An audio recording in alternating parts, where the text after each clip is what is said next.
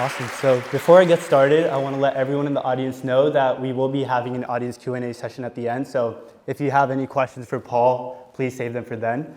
But with that said, thank you everyone for joining us this evening, and thank you, Paul, for taking the time to be here with us. Yeah, thank you for having me. This is amazing. Thank you. Of course. So I'd like to begin the conversation by asking you about how your interest in editing started. So growing up, your mom was a photographer and your dad was a lawyer. How do you believe this upbringing impacted your decision to pursue a career in Hollywood? I mean, it was never on my radar for sure. I was going to be a park ranger when I was a kid, all the way up through high school. And then I became friends with a guy in high school who had worked out this weird little thing where he would, you know, if we had to do a report, like a written report, he had a video camera and he would say, I'm going to make a movie instead. And it was so novel back then that I think the teachers were like, okay, as long as you put enough work into it. And so he would go off and he would make like a mafia movie. And it was supposed to be like a social studies report about, you know, some war. And so he would turn it in and they would say, well, you put a lot of work into this, you get a C or a B or a passing grade. And I was like, that seems way better. I'm already getting C's on my written reports. I'd rather be making a movie with you guys. So I started doing that, and then I cut like that was sophomore year. A year or two into that, I realized like, man, if this was the most engaged I've been at school ever in any subject, and started to wonder like, is this something that I could do professionally? And you know, talk to my parents about it. My mom, of course, is an artist, and she was like, hell yeah, do whatever you want. It doesn't matter. You don't even have to go to college, whatever. And then my dad was like, I don't know, you know, can you make a living from that? Can you support a family? And I had no idea, but I was like, of course, I've looked into it. It's very feasible.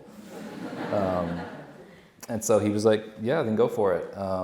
And managed to I got rejected from a lot of film schools because my grades were bad, and got into a little film school called College of Santa Fe. And, you know, there was like 800 undergrad. It was really tiny. It's gone now, like went out of business pretty soon after I left. And it was amazing. It was just like a playground. But as far as my upbringing with my mom, you know, I was exposed to art and photography from a very early age, but also just exposed to like boundary pushing. You know, she was documenting the AIDS epidemic in Birmingham, and the only self-portrait she had in our house was of a drag queen with one leg who had lost it in a motorcycle accident, who impersonated her, and they would go around town as my mom. And so that was like the exposure to the art world that I had as a kid. And you know, my mom and my dad were divorced, and then my dad was on a more conservative kind of lawyer side of the track. So I had this interesting hop from one life to the other life when I would go from house to house. But I also think that my dad, you know, attorneys are they're narrative crafters, they're storytellers, and they're working, at least my father was, and when you're in trial, you're working on how can I tell a story in a way that is understandable, is engaging, and that people will connect with. And so I was picking that up from him even subconsciously, I think. He was always a great storyteller, and he still is. So I tend to think that they're related in that way and that they helped me in those ways, but I mean, who knows? You mentioned the College of Santa Fe where you got to learn film and kind of experience all aspects of the production process. At any point, did you reconsider other paths within the film industry, or were you kind of set on being an editor from the start? Oh no, I discovered editing late Okay. in the game in school. I think like everyone else, I wanted to be a director. I wanted to make movies and be the one in charge. And pretty soon I just realized that it was my least favorite part of the process, was being on set. I liked writing, all right, wasn't my favorite. And then I would just be on set, just counting the hours until we could just get to the part where I get to make the movie, is how I thought of it, you know? Like, I just need to get all the pieces together and then I can start actually playing and having fun and experimenting. And it took me like a long time, way longer than it should have, years in film school, for me to realize like that was a profession, that I could just do that, you know? Or at least to admit it to myself, you know? And it took another student being like, I really like the way that you edit your stuff, can you edit mine? For me to be like, you can do that? you can work on someone else's thing, and then realize that not only could I do that, but it was really fun to not have, to just be given a bunch of footage and be given free reign to do whatever and not have the hang-ups of like, oh, this shot took 3 hours to get right, and so we have to use it, versus like the shot doesn't work, I'm gonna cut it. And realizing that relationship was important, and not only important, but like a very fun and fruitful relationship. And then by the time the time I finally graduated, I was pretty set on like, I'm at least gonna be an editor for now. And then once I got my first job as an editor, I realized that I loved it. Mm-hmm. Yeah, so after college, you actually edited documentary films for public TV in Alabama, winning 4 Emmy Awards. But in 2013, things began to change. You moved to LA, you interned at the Eric Andre show, and worked your way up to becoming an editor. What were some of the challenges you faced during your start in LA's competitive entertainment industry? So first, the 4 Emmy Awards they're regional Emmys, and they're literally given out in like the basement of a Courtyard Marriott. So they're not that fancy. And I think they're actually like slightly smaller. I think they want you to know that it's not quite the real one. My cousin in Florida has one in his bathroom. I was just like, just take it. When I came out, I was just talking to some of the other students, I guess backstage, wherever that is back there, about this. I came out, so I worked in Alabama for like 7 years, I think, and like had a career, had a retirement plan, like bought a house at 24 because you can do that in Alabama. It's so cheap, and was like, I can just coast into my 80s like this. You know what I mean? Get a dog and have 1,000 kids. And I watched a film called Until the Quiet Comes by Kahlil Joseph, and was like, I remember I can picture it so well. I was at my desk at APT. And our hours were crazy. We worked from 10 a.m. to 5 p.m. We took like 2-hour lunches. It was a very low-key job. So I was doing what I did most days, which is like browse on the internet and watch other stuff. I was a good employee. And saw Until the Quiet Comes and was like, I watched it 3 or 4 times and was kind of like, oh my God, this is gonna change my life, isn't it? I was like, this is really gonna mess everything up. I went home that night and I was like, Becky, my wife, I was like, I think I have to quit my job, and I think I have to move to LA and find these people. And she, she was supportive, but she was also like, that sounds insane. But I did it. I took a trip out to LA, met the editor, bought him some drinks at a little bar called Little Cave in Highland Park, and drank too much, so I slept in my car outside of the bar because I didn't want to drive home. And then flew home and was like, okay, I think I can do this. These people seem like good people.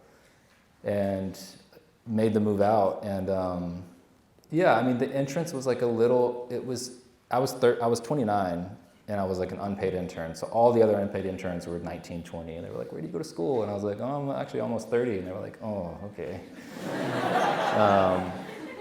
But what I did was like, I just started showing up at the places and around the people who I wanted to be around. And it's, I prioritized good people over good work.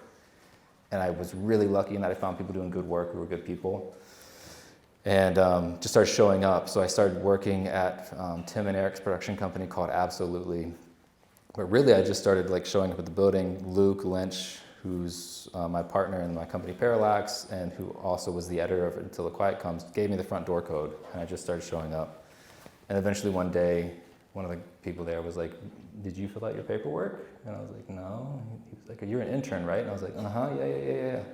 And so that's how I became an intern. I just kind of like cheated my way into it. But it was also like, my experience is not the experience of everyone else in LA, because like I was telling them backstage, every other person, all the interns were like young white dudes with beards. And so I knew that, I didn't realize this at the time, but like I could show up into a building and no one would, I fit in. Mm-hmm.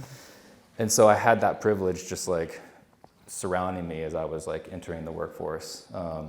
So that was definitely a part of it. I think I I can't pretend like I had this like really hard scrabble, like I had to hustle and I was like eating ramen on the floor kind of beginning in LA, because I also had worked 7 years and saved up money. My wife stayed back in Alabama, kept her job and paid for my rent, you know? So I had this like kind of golden parachute of all of that surrounding me. But I think the couple of things that I had going for me was I became an intern in LA, having had interns in Alabama. And so I knew what a bad intern was, and I knew what a good intern was. And so I would show up and I would sweep the floors in the morning before people showed up. I would organize the cereal boxes, and I would go get lunch, and I would wipe tables, and you know, because I just knew like if you can just make yourself busy and make yourself useful, then when it came time to have that conversation of saying, hey, I need a paying job or else I'm gonna have to leave, if I was useful enough, they would give me a job. Because this was back in the days where internships weren't paid, you know. And so that's kind of what happened. Was I did like 6 weeks of unpaid internships, and then was like, y'all gotta pay me. And then I had managed to make myself not annoying enough to where they wanted to keep me around. So despite the tough competition and staying patient and slowly finding your place in the industry, you made a name for yourself in LA's competitive entertainment industry. In fact, you have been involved in a variety of music videos, gaining initial recognition for editing Turned On For What, which, by the way, now has 1.2 billion views. Just insane. Yeah, that's crazy. And now you've recently worked for artists like Beyonce, Sampha, and Haim. How do you adapt your editing style to fit the artist that you're editing for? I think it's different with every project. I mean, it's like, this is gonna sound so pretentious, but just bear with me. There's a quote by Picasso. There's a book I read called something about Picasso. Anyways, in it, the person is interviewing him, and Picasso says something along the lines of like, consistency of style is death, and that he never wanted to paint the same type of paintings over and over again. And that always stuck with me of like, the moment, because I felt myself being tempted to do this when I was a younger editor of like, I need to have my style. I need to figure out what my voice is and what my style is, and I need to like explore that. And then realizing that like, that's a way of creatively dying was important for me. And so, I like to think that I could do something that like Turned On For What, and then I could also do something more quiet and exploratory in a different realm. And so that has been the way that I try to adapt, both like to the artists and the projects. I mean, obviously it comes down to the director. What is the director trying to do? I'm ultimately like working with people who I care about enough, and even if I don't care about them, it's my job to just say, what are you trying to say, and how can I help you do that? How can I help that come out and in some ways influence it in ways that speak to me? But yeah, I like to think that, and also just to keep myself from getting bored, If I had found a style at age 28 and I was still doing it at age 39, like that sounds boring, and I think I would have burned out and would have, I just don't think that would be a fulfilling career for me. Mm-hmm. Yeah, so we spoke about Turned On For What, and as I mentioned in the event introduction, the Daniels actually directed that. So you ended up reconnecting with them to create the Oscar-winning film, Everything Everywhere, All at Once. Could you share how you got involved with this project? Yeah, I met Dan and Daniel really early on in my like LA life. I had moved out, so I worked at Alabama Public Television, and one of the guys who I worked with, name was Justin Carr. He moved out shortly after I did, and he, I think, went to high school with Daniel Scheinert's older brother or something. So one night he was like, hey, there's this guy from Alabama, he's a director, he's having a birthday at the roller rink. And I had a rule when I first moved to LA for the first year, I would never say no to an invitation, just because like my instinct is to stay home and watch a movie or read or whatever. So I just forced myself to constantly be going out. So I went to the roller rink. It was Daniel Scheiner's birthday. I forgot my wallet, so he had to pay for he didn't know who I was. He had to pay for my roller skates. And then it ended up like just being this really incredible night with Daniel, Dan Kwan, all their friends, all these really beautiful, wonderful people. and I didn't know the kind of work they were doing at all. I just knew that these were really great people, and we went back to their place and did karaoke, and I remember thinking, like, these are my people. I need to just be around these people.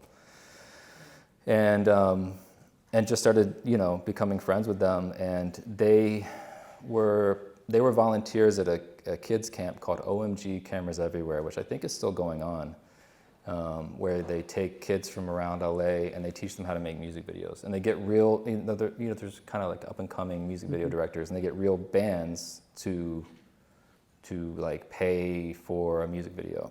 So I think that year they had Jack Johnson, the singer, do a music video. And it's a lot of usually it's a lot of really indie bands, and it's kind of like, it's not their official music video, but it gets put online. It's very cute. And I did that, and the kids do everything. They come up with the ideas, they do the costumes, they do the shooting, they do the acting. It's very funny because they don't say no to the idea. So however crazy the idea is, the band is just like, okay, I guess just dress me up in yarn and whatever, and we'll do it. But the kids don't know how to edit. It's just a little bit beyond them. It's a technical skill that takes a lot of time.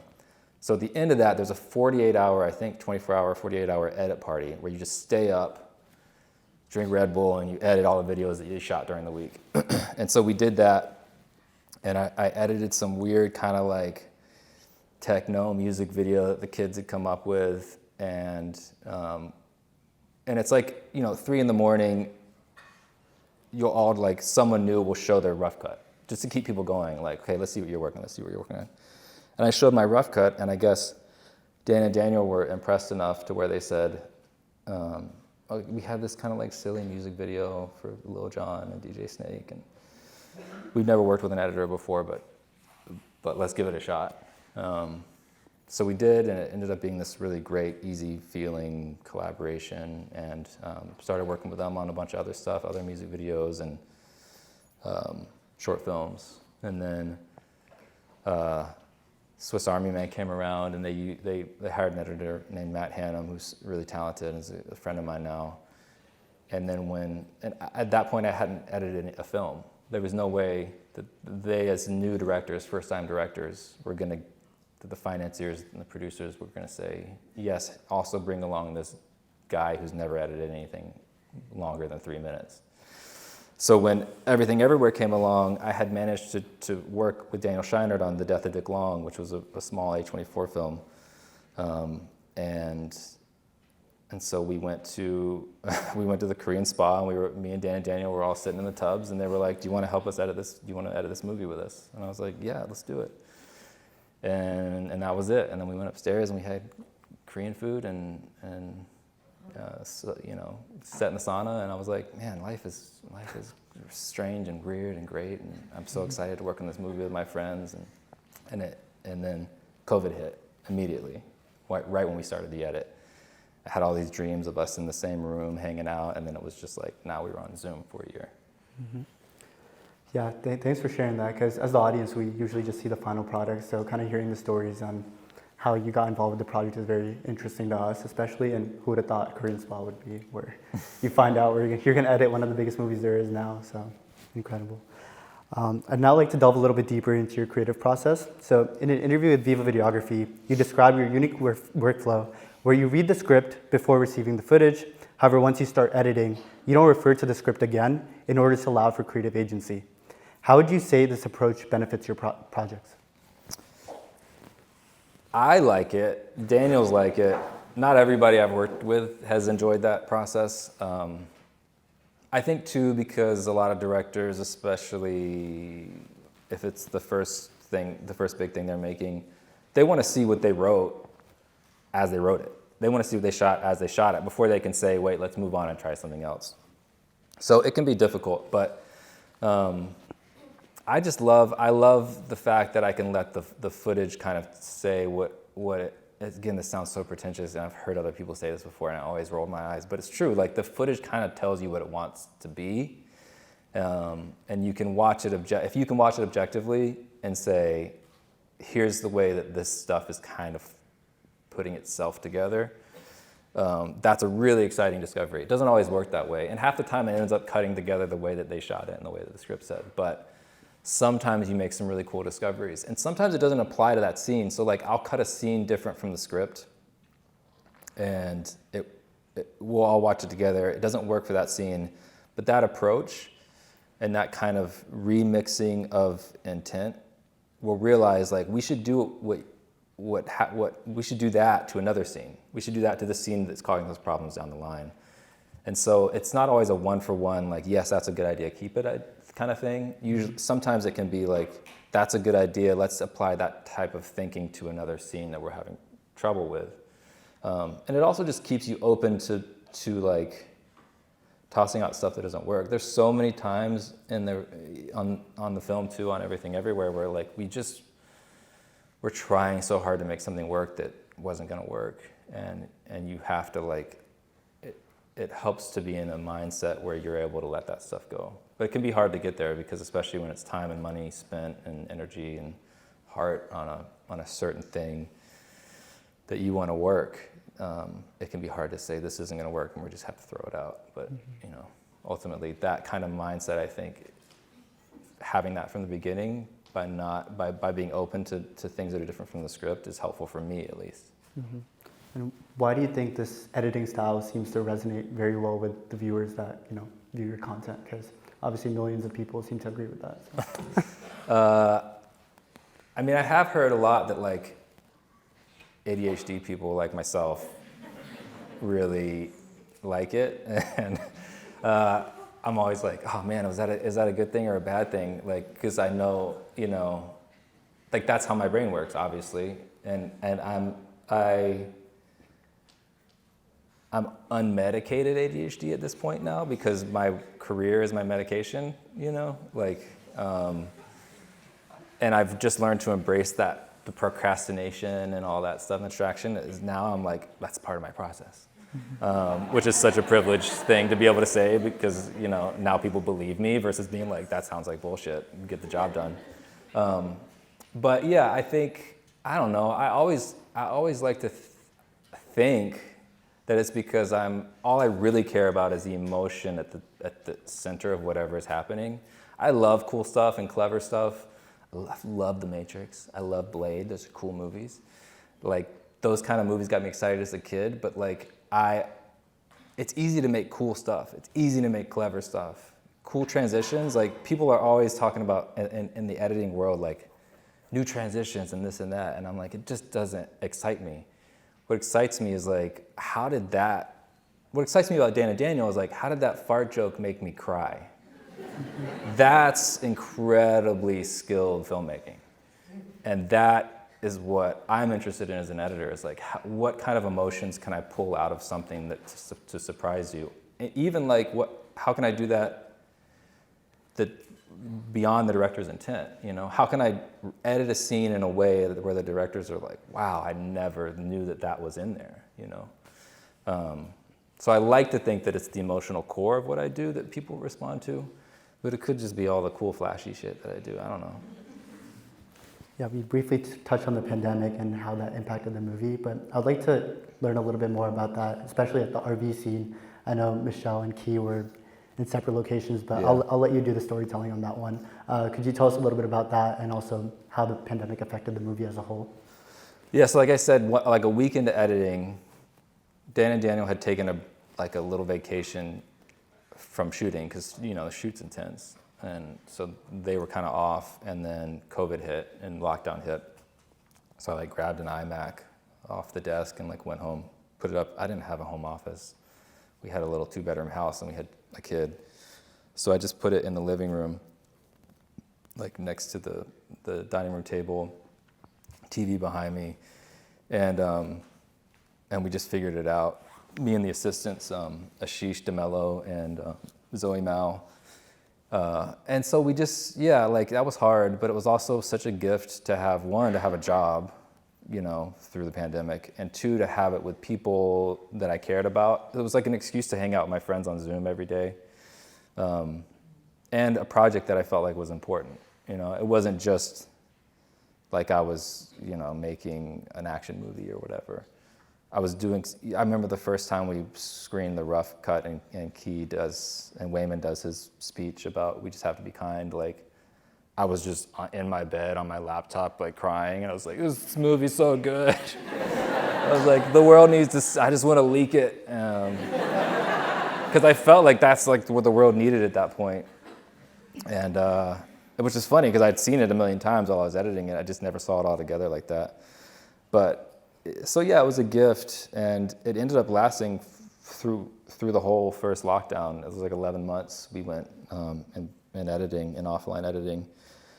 And it was great because we would also like, you know, Daniel we would do little cutesy stuff like drop off cookies at each other's houses and in our masks, or like sit across the fence and talk about stuff with our masks on, and you know, go to the park and be 6 feet away, and that stuff was like what I needed so badly. And I feel like, and I've said this before, and I'm not sure if I'm just projecting, but I can't help but think that impacted the way that we cut the movie, you know, because the themes of isolation and loneliness and the need to feel a connection with friends and family and yourself, the alienation, are such big themes in the film. And I feel like we probably brought that stuff way out to the forefront through the process. So yeah, I mean, it was a tough process, but it was like, I wonder if it benefited the film in a weird way. I know definitely schedule-wise, like we had half that amount of time to do editing and the schedule, but because every movie theater was closed, all the film festivals were closed, the studio just said, just keep going till you feel like it's good enough. And that was a huge gift. Mm-hmm. So curious to know about the RV scene. So Michelle was in Paris, right? Oh, right. Yeah, you know, it's funny, I don't know as much about that as they would, but like, yeah, it was Key in a van with Michelle's stunt double wearing her outfit, and just like a blue screen behind her. And then it was also funny because there's a part of that where Jamie Lee Curtis's character like reaches in and grabs her and pulls her out, and that was Dan Kwan wearing a woman's outfit. Or no, sorry, that was Daniel Scheinert. Just crouching down and like reaching in. But that's like that's been their style from the beginning. Like their music videos, it's very much like, how can we get away with something cheap and fast? And you know, that's one of the gifts of directing music videos. If anyone here is like gonna go into film or directing, music videos teach you a lot, like how to be just smart about that stuff. What are you gonna waste your money on? Are you gonna waste your money on this visual effects shot, or can you dress up in the outfit of the character and crouch down behind something and do it yourself? You know what I mean? And so yeah, it was interesting to see Michelle acting like, even she was being directed via like telephone almost. Like, so Dan and Daniel sat in a room at PARALLAX, and then like we're on headsets watching playback and trying to direct her in Paris with a big delay. And it ended up working out, and it's like a beautiful emotional scene. And it's just a testament too to like how much of like a home run it was getting Ki Kwan in that film, and the performance that he delivered was just amazing, considering that he was not acting with Michelle, you know. Mm-hmm. Yeah, I mean, you spoke a lot about your meaningful relationships with the rest of the cast members. And I'm curious to know, are editors often disinvolved with the production process, or is that something that's unique to this film? It's hard to say because I haven't done a lot of films, but I don't know if they're as emotionally involved as I was, because I was like, Dan and Daniel are such good friends, and like the production designer is a good friend, the set decorator, the DP Larkin, like, you know, I had such a, not a burden, but almost like a burden of just I was like, I'm the last stop, right? You know, everyone has done their jobs, and then it gets to me, and if it comes out bad, it's my fault. And so I had that on my mind a lot, of just like, I have to show up for my friends, I have to do because what I'm getting from them is so amazing. If what's coming out isn't amazing, then that's a huge failure for me. There's this thing that happens sometimes where like I'll watch raw footage and be moved to tears, and then I'll cut it together and be like, eh. And it's so scary. It's like, you know, there's something really powerful sometimes in the rawness of things, that like the structure of actually crafting something can sometimes just pull you out of it, you know? I guess it's like, you know, the difference between sometimes just like a mound of clay is beautiful, and then you make a shitty pot and you're like, I should have just left it as the clay. So I definitely felt that. As far as like how involved they are in the production, I mean, often editors are on set. I wasn't on set very much for this film. I was on set, but I was like in my office down the road, and I would visit set and show them things, but I didn't find it very fruitful for me to be actually on set. It was actually stressful, and I also just don't like sets. They just stress me out. But I think it depends on the filmmaker. I mean, I think it can be helpful for the filmmakers to have someone who's like, hey, this is working, here's a really rough sketch. But I also think it's helpful for the editors sometimes to just be separate and be like, not super involved in the day-to-day and knowing what was hard to do and what was easy and what somebody thought did. Because sometimes you'll get into the edit, you'll show them something and the directors will be like, I did not think that worked at all, but it totally works. And if I was on set, I might have just written that take off because they said, oh, that was terrible. And I'd be like, yeah, you can get influenced by that stuff, you know? Yeah, so speaking about your involvement, the character of Becky Strigor seems to sound a little familiar to someone else in your life.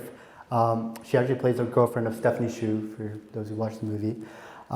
Could you tell us a little bit about how that name was created for those that might not know in the audience? Yeah, my wife's name is Becky Rogers, and Strigor is Rogers backwards. I was very flattered. I didn't realize it until I was on set, and I was like, Becky Strigor, and I was like, that's such a weird name. How did y'all come up with that? And they were like, it's your name backwards. Yeah, that was flattering. And Tally, who plays Becky, is like also a friend who I was, you know, she just did such an amazing job, you know, and her like limited screen time still like her interactions with Gong Gong are just like so powerful. But yeah, I mean that's I feel like that's just a testament to Dan and Daniel. It's just like it's like home cooking, you know, like they hire all their friends and everybody loves them, and the sets are, there's no assholes on the set, and if you're an asshole, you get fired, you know, and I think that's what makes them so great to work with and to work for. Yeah, so with regards to editing this project, there are multiple scenes that mirror film styles from renowned directors like Wong Kar-wai and Stanley Kubrick, portraying themes of an absurd metaphysical multiverse. Could you share some specific scenes where these influences heavily informed your editing style? I mean, Wong Kar-wai is just such a giant. And also, the crazy thing is, Ki Kwan was, I think, like first AD for Wong Kar-wai. So he left Hollywood because he couldn't get any jobs anymore as he was kind of becoming a teenager, and started working in the film industry and in China, and became Wong Kar-wai's first AD, and was also doing like, I think he was stunt coordinator for that Jet Li film, The One, which is a multiverse movie. Mm-hmm. But so he was like, apparently he was like texting Wong Kar-wai and was like, hey, we're doing your movie. And that just blows my mind. Also, I was like, Wong Kar-wai text? I don't know why that just... That was me when you texted the Daniels right before this. I was just, you know, he's just such a big figure to me. I just can't imagine him on a phone like, but yeah, I mean, everything, you know, Dan Kwan always said, this movie is The Matrix, but starring my mom. And so The Matrix is just a huge influence over the whole thing. I loved The Matrix. It like changed my life when I saw it, and they both loved The Matrix too. And so that was a constant influence. And like before we had the score from Sun Lux, I was constantly putting The Matrix soundtrack into the film when I was cutting it. And I was like, this is the vibe, it's The Matrix.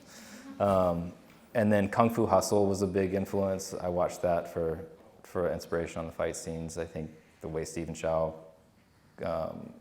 shoots those and edits those are amazing. But yeah, I mean, Wong Kar-wai obviously was huge. I'm trying to think of any, like, you know, I didn't try to look at like one-for-one references, So I would never watch a film and then be like, I'm gonna cut this like that film. It was always like, what was the feeling of those films? And also just like, what does the scene need? Where are we in the movie? Who do we need to be looking at? Do we need to be moving fast? Do we just come off of a crazy barrage of things, or do we need to be settling in with these characters? Do we need to be spending time with Michelle or with Key or with both? It was really all those things you're kind of juggling. One of the films that Dan and Daniel showed us before they even started filming was Holy Motors, which is an insane film, and a film that to me was just like, there are no rules in filmmaking. You can do whatever you want. If you haven't seen Holy Motors, just go watch it. It's just beautiful and strange. That was a big inspiration of just like, let me see if I can do something that I would not, let me see if I can make a decision and then do the opposite of that and see if it works out. 99% of the time it didn't, but a couple times I was like, wow, this is so against the grain of what I've learned and what I feel like I should be doing, but it works. And making those decisions is always exciting, even if there's just a couple of those in the film, you know. Mm-hmm. So on this topic of kind of going about bringing your ideas to life and the creative choices that you make, at your editorial company in PARALLAX, the go-to editing platform is Premiere Pro. I'm curious to know why you decided to stick with Premiere Pro over other editing softwares like Avid and Final Cut, which you've also worked with in the past, right? Yeah, it started because I couldn't afford Avid. Like when I was in college and I could get a cracked version of Final Cut 7 or 5 or whatever it was back then. So I was on Final Cut. And then Final Cut decided to do the thing where they stopped doing Pro and went to X or something. And the closest thing we could figure out was Premiere, and again, it was kind of a cost thing. And then we just, you know, got to know it and learned to love it, and now that's exclusively. I don't know how we would have done this movie in Avid. I mean, I really don't. Maybe there's a way. Maybe there's Avid pros out there who are like, oh, it's easy, but I just personally don't know how to do it. I also don't think it matters that much. It's like I feel like a chef arguing over what brand of knife. It's like they both cut. Like just, you know, I didn't even know that was going to be an editing. But yeah, I just don't, I've done projects in Avid, you know, I'll get hired on a show and it's already on Avid, and so I'll spend a week figuring it out, and it's, you know, basically the same thing, just different ways of doing it. Mm-hmm. Yeah, it's clear that PARALLAX has led some very successful projects over the years. You worked with Beyonce, Sampha, Kendrick, the list goes on. And I think a lot of that can probably be traced back to the collaborative environment that really is fostered there. Your team actually uses an innovative approach known as swarm editing. This editing style encourages diversity in perspective, even bringing in fine artists and photographers, like you've said in one of your interviews, to help edit.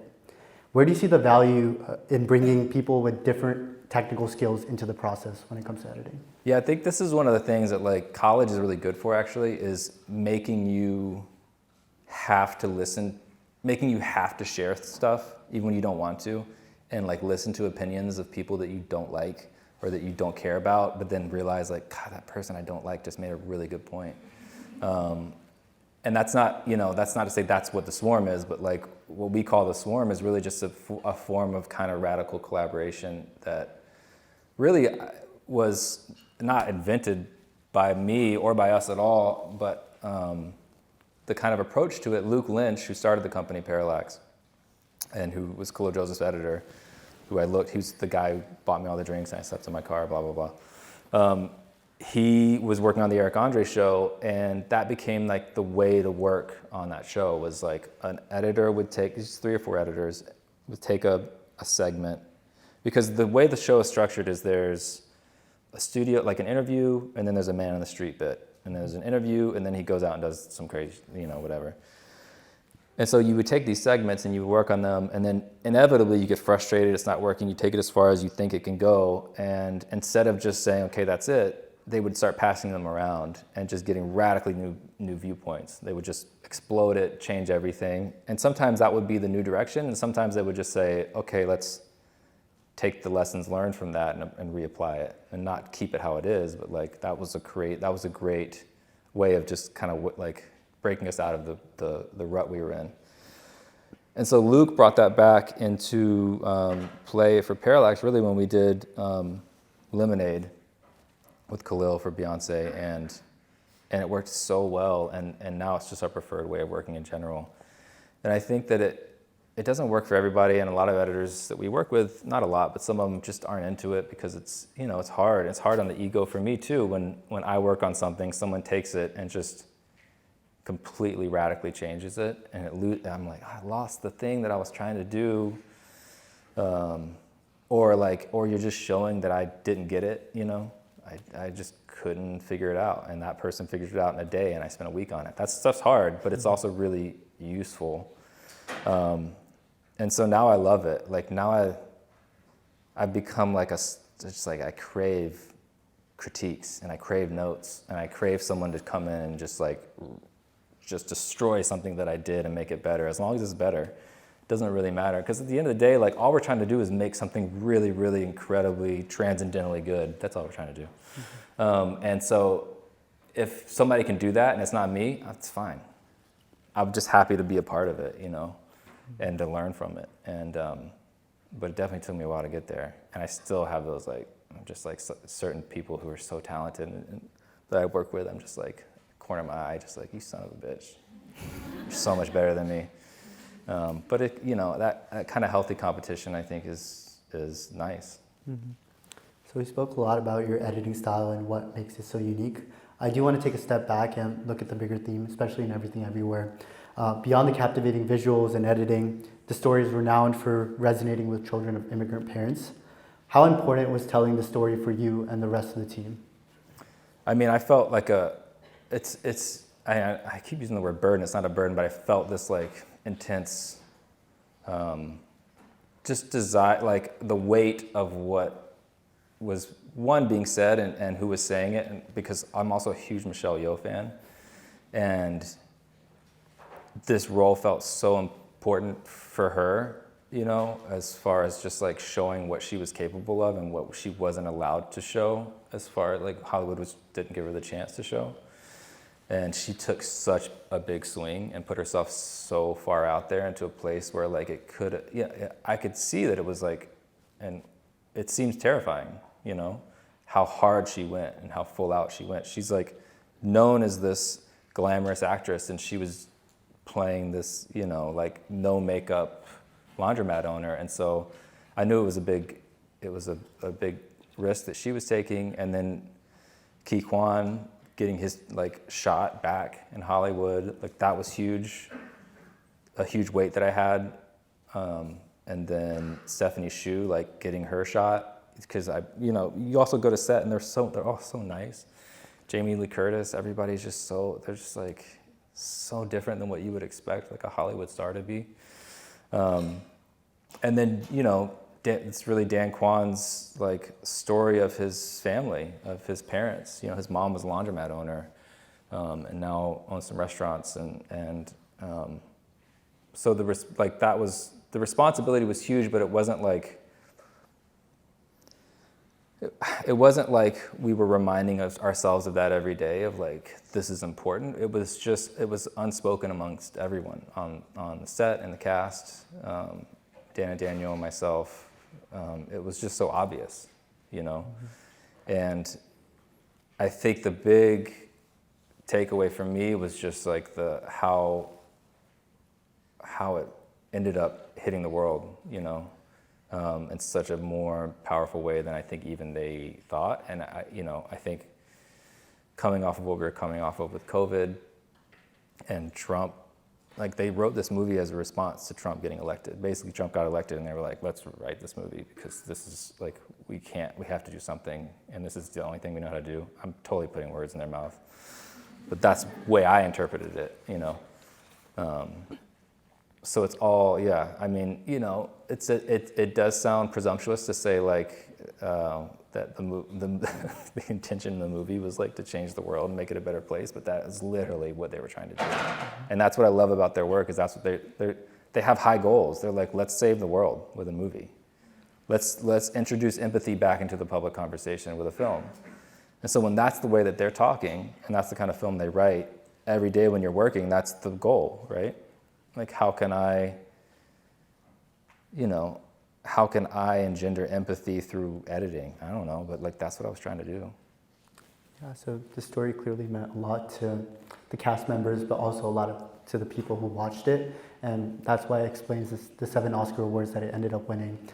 In your Oscar speech, you mentioned that your success is driven by the desire to prove yourself to the world while disregarding what others think. How has receiving global recognition for your work affected that balance? Did I say that? You did say that, yeah. You said there's like this healthy balance between insecurity and confidence and kind of working under pressure and trying to prove Sounds yourself. cool. Yeah, totally. I'm super insecure about my work.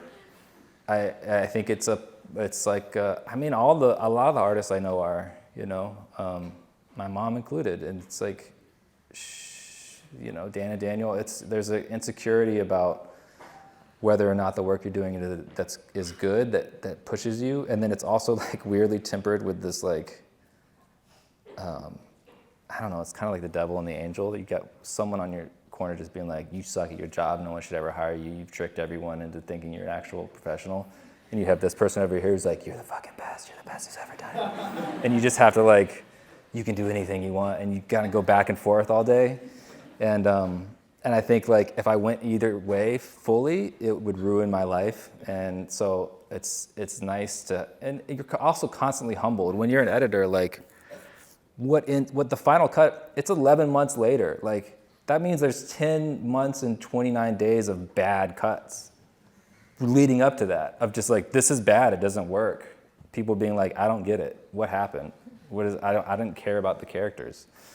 And so when that's happening on like a day by day basis, like you learn a little humility, and you learn to embrace the insecurity of that, and to just also trust the process of like, okay, I believe in the process of editing, and I believe in my ability and our ability to solve problems.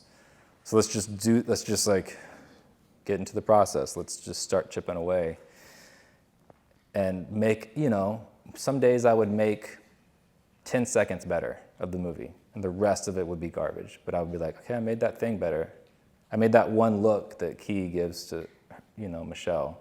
That look always bothered me, and I fixed that today. Like, that's one thing that I did. That kind of like incremental, slow, process-driven, trusting thing is now a huge part of my work. And so I can live in that insecurity a little bit more. I always lived in it, but now I can live in it like peacefully a little. You know, just be like, it's, you know, go home. Becky's like, how's the movie? And I'm like, it's terrible. But like, you know, it'll get better. We'll figure it out. That's been like a revelation for me, for sure. Yeah. As we get closer to the end of the discussion, is there anything you can say about what we can expect from you next? No. Is it a Because secret? I don't know. No. I mean,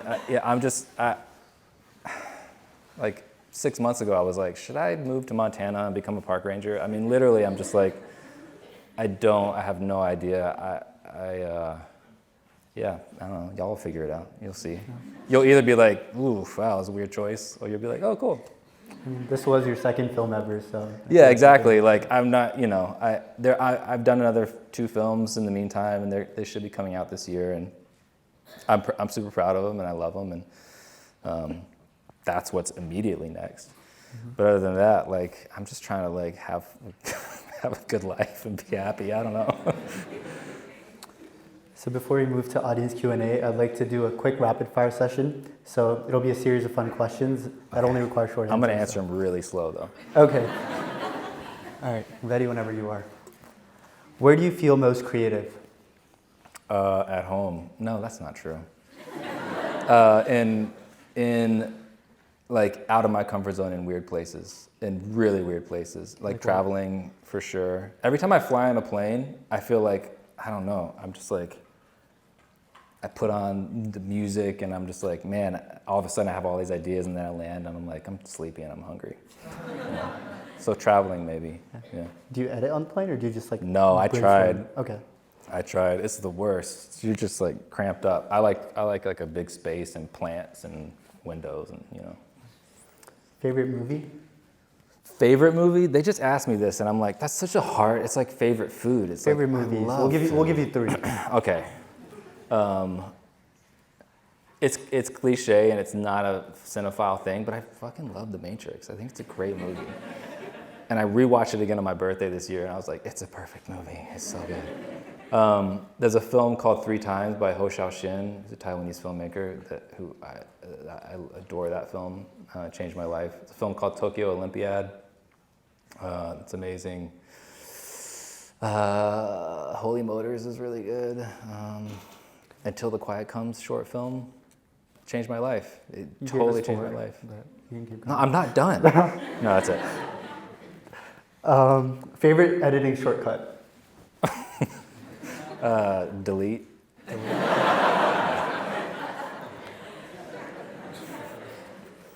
Business Insider recently called you internet's latest crush.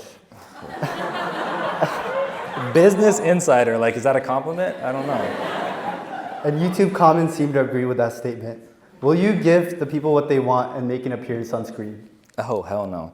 It was my worst nightmare. Public speaking, I was just like, so when I got up on stage for the BAFTAs, which was the first award that I won, I had like written a little speech on the back of my program in my seat because I was like, oh, what if I win? I should write something. And I got up on stage and I looked at it and it was all blurry.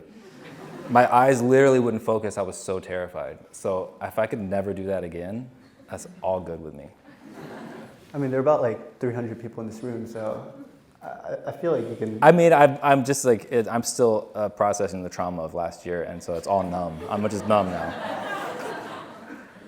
This will be my last question. Piece of advice for those interested in pursuing a career in entertainment. In entertainment, I guess, just like, try to figure out what you want to say. It's like, I don't know what I want to say. Just like surround yourself, it's like life, just surround yourself with good people with good intentions, and it's hard to go wrong, you know? I think I'm surrounded by people that are trying to do something good, and we also are trying to make a living, but like we make decisions that are counter to our career, we make counter financial decisions often, of just like, I don't want to work for that company, I don't want to send that message into the world, this is what I want to do. They want to change the script to this. I don't want to do that because it dilutes the message. I think that kind of thing is important. It's also an incredibly privileged place to be because you have to be able to already be supporting yourself and not be, you know, like living paycheck to paycheck to be able to say those things. But if that's the intention, you know, I definitely, you know, we all compromise in certain ways, but I think being around people with integrity and honesty and who treat people well and are trying to do good in the world is kind of it. And, you know, even if you're gonna make a lot of bad work for a long time. First couple of years you go into filmmaking, you're gonna do, everything you do is gonna be bad. And you're gonna have little moments of good in it and be like, oh man, like that 15 seconds in the music video, that's what I was trying to do. The rest of it is garbage. And like, I think that getting used to that feeling of making really bad stuff and holding on to the good is also some of the best advice that I got. Thank you for sharing that. Yeah.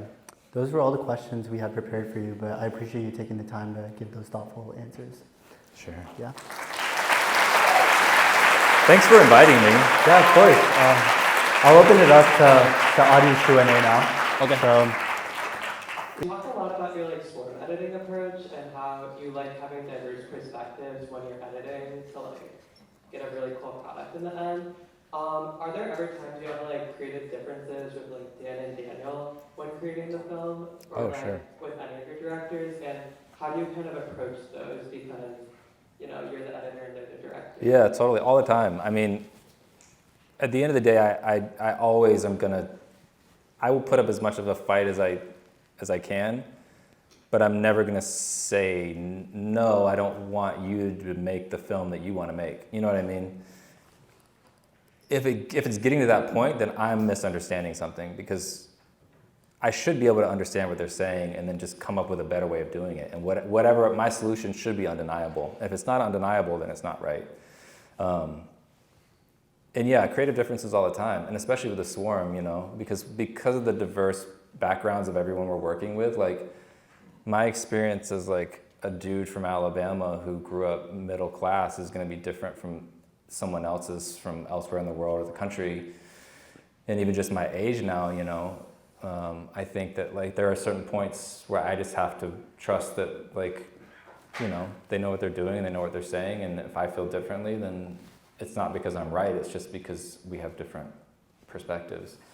And at the end of the day, letting the director choose what they want. But the way that the swarm works, there are opportunities for sure for people for those voices to not like make it through to the final product. And so I try to just be like, even when I don't understand something, just like be a conduit to let other people's ideas flow through me and flow through the project, and just let, like at the end of the day, like I said, if it's undeniable, it's undeniable. And that's kind of, there's certain things that, certain choices that I would never make that end up getting made that I only, in retrospect, can understand, Awesome, thank you. Sure. Right there. Oh, sorry. Over here. Oh, where? Oh, okay, great. So, yeah, I have a question. Yoo-hoo. So a lot of editors are able to receive like shaky footage, camera shaking, lack of proper lighting, continuity, all that drip. How much pushback or crying do you do, and how much of that happens to the screen as a part of the budget? Yeah, I mean, I still get that stuff, and I did, especially when I was like up and coming. It is what it is. They did the best they could, honestly. Like that's the truth. Like they did it the best they could. They're not trying to give you shitty footage. They're trying to make the best thing they've ever made. Unless it's like some weird corporate training video and they're like, whatever, I don't know, just shoot it. Which I've also done. I don't cry about it because it also doesn't say much about me as an editor to be like, the footage is bad, that's why. It's just, all they want to know is, can you make it better? So I just take it as like, I take it how it is and say, okay, well, footage is shaky, lighting's kind of bad, so I think what we can do is this, here's the cut. I don't know. I always hate it when I work with someone in any aspect, either as an editor or in other parts of the process, where they have to tell me how hard it was and all the things they had to do to make it better. Like, well, it came in and the footage was really bad, so I had to do this, and then I worked really hard and I spent 20 hours, and then here's all the stuff that I did to make it good. I'm just like, I just want to see it. Yeah, like it doesn't make, I want you to make it look easy. So I always try to do that. It's just like, oh yeah, I took this shitty footage and here's the greatest thing you've ever seen. That's my goal. That's my goal. Not that it always happens. Anyways, that's my, yeah. Oh my God, I'm just gonna let you guys pick. Incredible film, and I just wanted to ask, those intense passages of fast cuts where you feel like it's swimming at you and there's thousands of images. Mm-hmm. Forgive my inability to. No, it's great. How much authorship do you have in that process, and can you also speak to what it takes to do that? Like how you actually. It's interesting that because those segments in particular were mostly VFX and Dan Kwan like working it out. And in general in the film, like the idea of authorship, especially when we're working in a swarm, which is kind of how I work with Dan and Daniel, like they edit. They have Premiere loaded on their systems. We're trading stuff back and forth constantly. You kind of lose a sense of ownership and authorship over the whole film, but then you also just kind of feel like it's all yours in a weird way, even the performances, because you're helping to craft the performances. So like every time an actor would win, I'd be like, yes, I did, I helped. But those like, so the 1 frame per second kind of like flashing through the multiverse of Evelyn were mostly green screen or blue screen. They would change her outfit, they would change the lighting, and they would change her makeup. Or whenever they were on set somewhere, they would just have her stand in front of the camera and scream or look bored or, put different makeup on her. So every practical location that she shot in, there was a portrait, and then they did a whole multiverse green screen shoot. And then they just gave it to the VFX team, and they just said, have fun. The VFX team were like 6 or 7 music video directors that were buddies of theirs. And they were like, well, you know how to use After Effects. You just figure it out. And that's what they did.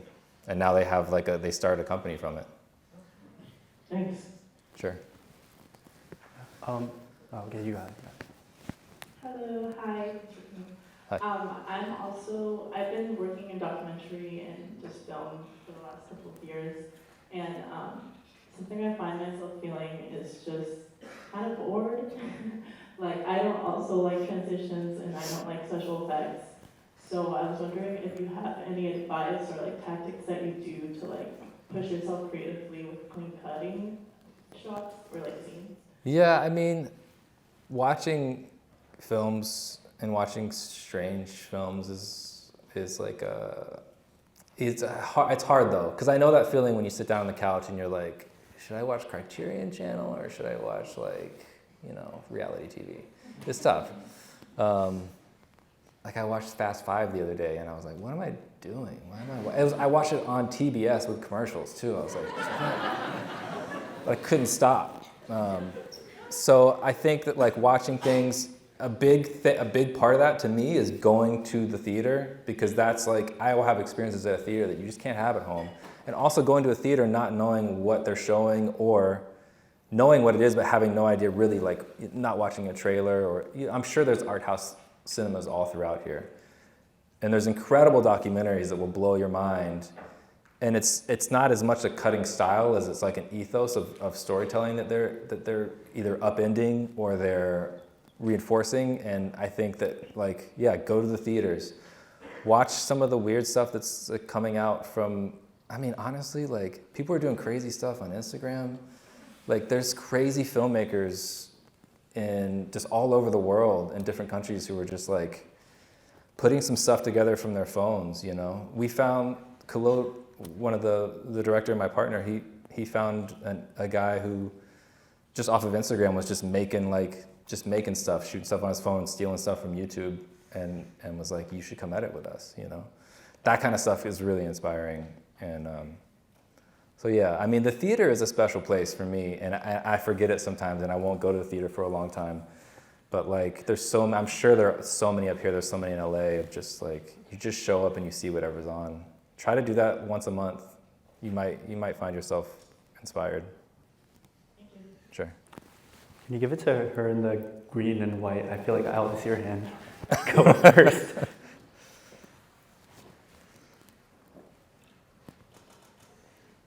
Hi. My question is about Everything Everywhere All at Once, and so much of the comedy comes through in that big emotional final jetpack sequence between the rocks and the piñata, and I was curious how that balance of comedy and emotion and the process of editing that worked out, and just kind of what it felt like to edit that sequence. Yeah, it was, it was weird though, because I was mostly focused on that parking lot scene before and after the confrontation. So to me, that was the climax of the film, was that confrontation between Joy and Evelyn. And so I was like, I'll get to that stuff later. And Dan Kwan was kind of working on it, and then Daniel would work on it, and we would all kind of combine forces. But I felt like it really came together later in the process. There was kind of we got it to a point where it was good enough. A lot of the way that we would edit is we get it where it functions, where it's a car that runs, but it's not a good car. You can see where it's going. You can see that it's going to get there. You get the engine working. And then you just kind of leave it alone for a while and you focus on the stuff that's not running, the engines that aren't working. And so once we had, I think, established a lot of the language around the rest of the film, and a lot of it, because there's so many crazy montages, that one, I feel really Dan Kwan took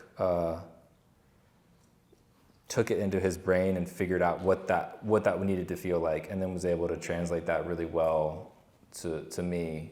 And yeah, it was it's when it finally comes together and it starts to feel really good, you just get giddy. You just get so excited in your seat, and it's a funny feeling, especially when you've been working on it for 11 months, and then all of a sudden it's oh my God, it's working. It's almost working. I don't know. That was my emotional process. Thank you. Sure. We can get some people in the front too. Sorry for making you run.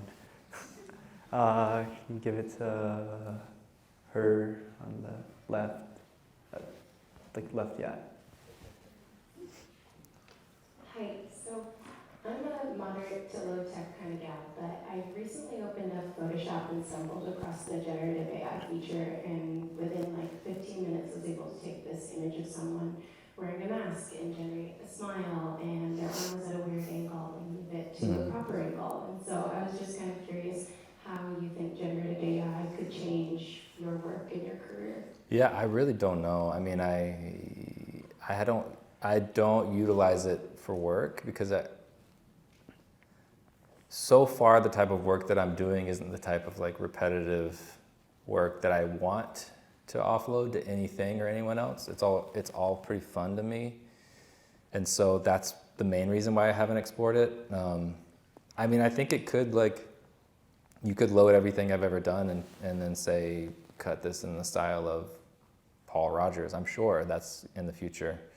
But I can't help but think that, like, the type of experiences that I have, driving to work and seeing and thinking about my grandma who's sick or whatever, is going to influence the way that I'm going to cut that day, that you can't get from that stuff. So I have no doubt that it's going to change the game, and it's going to, it has the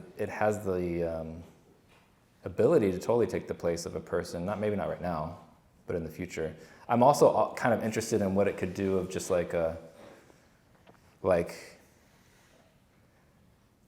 feed it a bunch of footage and have it do the weirdest shit that it can think of. That's what I want. And it'd be like, oh, all of this is nonsense, but there's like really 3 really cool ideas that I can expand upon. That's what I'm more interested in versus like, can it actually do a good job editing a film? I'm sure it can, but like, you can already watch Lifetime and they're basically AI generated movies at this point anyways. No, I mean, I'm sorry, if anybody works for Lifetime, I'm sure you're working hard, but We'll take 2 more questions for time's sake.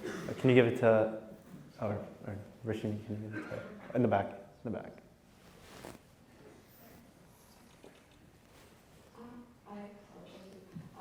I remember you talked about a big inspiration was The Matrix, and you continue to listen to the soundtrack and you're like, this is really the mood that I want. And it really got me curious about like all this pre-editing activity, because outside of activity, like I'm really wondering like what you do to really solidify the entire like vibe, or like just how to set the mood, like how do you get into that like specific mindset for this whatever like film you're trying to edit. And I'm curious about it as like both just everyday routines and also just like the whole brand thing. Yeah, there's I've had different approaches, I think, throughout my life, and some of them are like very obsessive. Like I will obsess over a project or a film and constantly be thinking about it in the shower and while I'm sleeping and have, to the point where like people around me, my wife would just be like, I can tell you're not listening to me, and I've learned that can yield like positive results, but it's not exactly necessary, for me at least. Maybe that's a product of like just maturing, and maybe it's a product of also just like I said, starting to trust the process a little bit. But yeah, I mean, music is a huge thing for me. Music is kind of where it all starts.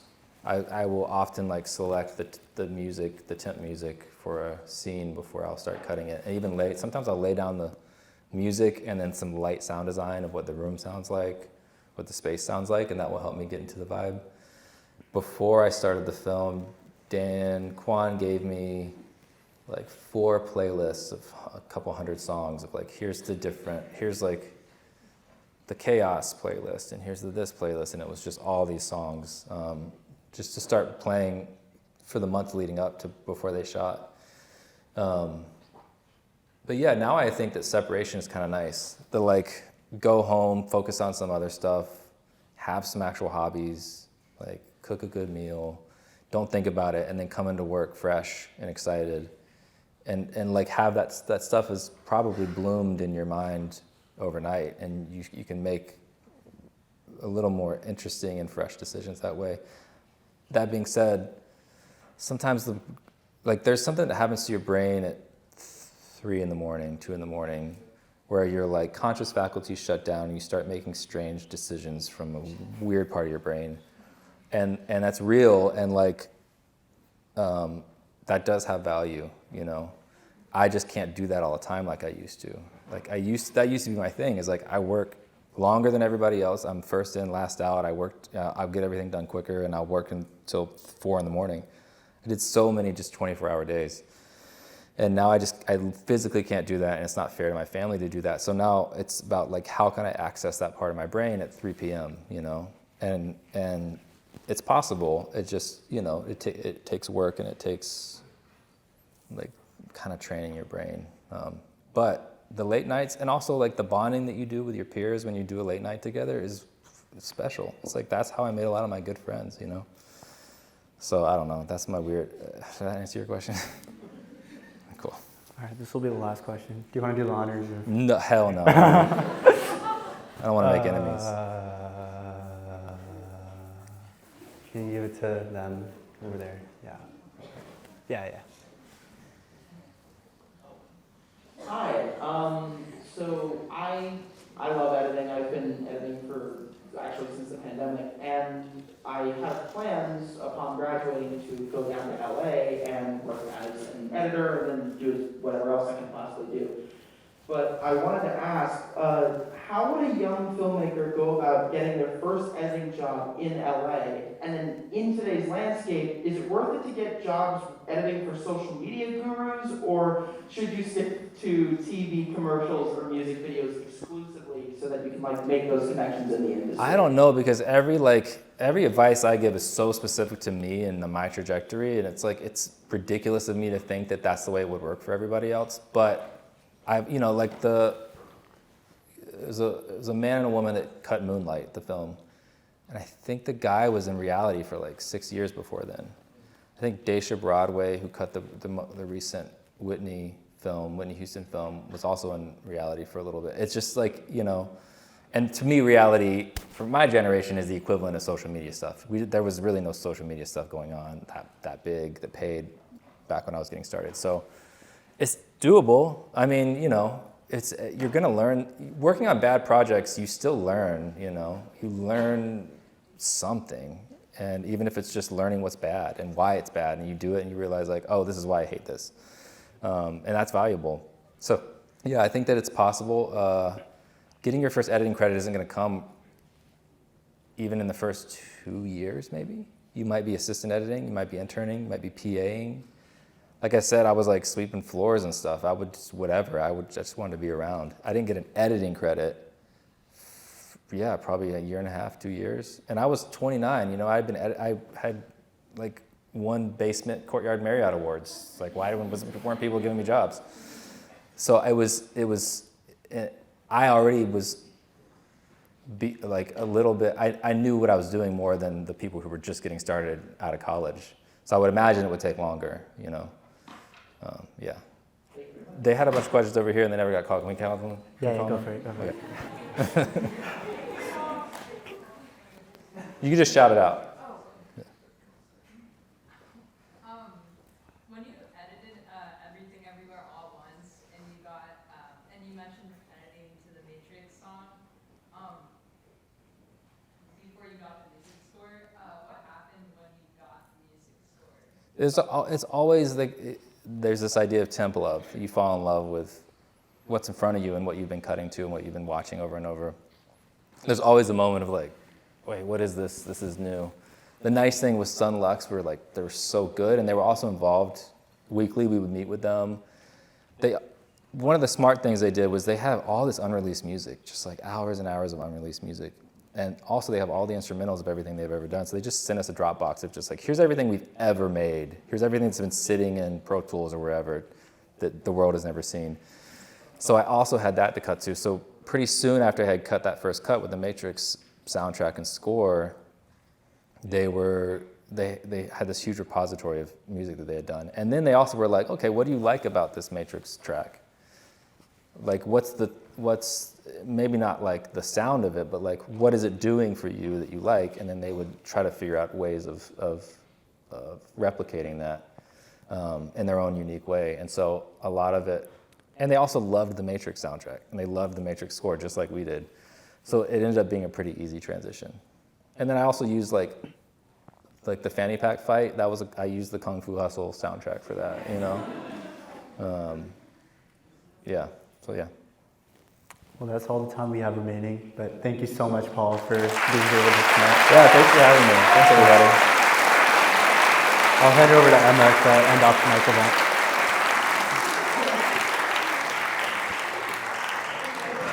So, at every event, we like to thank our speakers with a custom-made poster, and tonight's graphic was made by the incredible Kelsey Collins. Kelsey killed it. She hand drew all that. Thank you. Wow. I want Kelsey to sign my poster. Thank you.